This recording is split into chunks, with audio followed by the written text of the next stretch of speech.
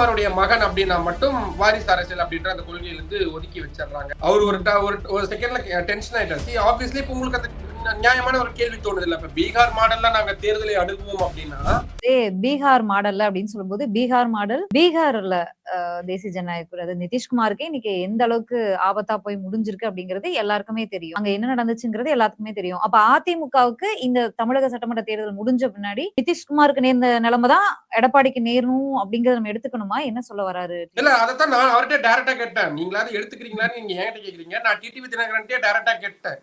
அவர் ஒரு செகண்ட்ல டென்ஷன் ஆயிட்டாரு. ஆப்வியஸ்லி இப்ப உங்களுக்கு அந்த நியாயமான ஒரு கேள்வி தோணுது இல்ல. இப்ப பீகார் மாடல்ல நாங்க தேர்தலை அணுகுவோம் அப்படின்னா அப்ப ஒரு வருடம் கழிச்சு ஒருவேளை உங்க கூட்டணி ஜெயிச்சாலும் எடப்பாடி பழனிசாமி முதல்வரா இருந்தாலும் மாத்திட்டு பாஜக முதல்வர் வந்துருவாங்களா அப்படின்றது ஆப்வியஸ்லியான ஒரு அடிப்படையான கேள்வியா வந்துரும். இதை நான் கேட்டேன்னா அவர் பயங்கர டென்ஷன் ஆயிட்டாரு. என்ன சொல்றாரு? இல்ல நாங்க பீகார் மாதிரி தேர்தலை ஒற்றுமையா சந்திப்போம் அப்படின்றாங்க. அதான் சந்திச்சாங்க. இப்ப என்ன தேவையா ஏற்பட்டது நிதிஷ்குமாரை மாத்தணும்னு? வரைக்கும் சீன்லயே இல்லாத நிதிஷ்குமாருடைய மகனை வாரிசு அரசியலை கடுமையா எதிர்க்கக்கூடிய பாஜக நிதிஷ்குமாருடைய மகன் அப்படின்னா மட்டும் வாரிசு அரசியல் அப்படின்ற அந்த கொள்கையிலிருந்து ஒதுக்கி வச்சிடுறாங்க. எனக்கு இது புரியவே இல்லை.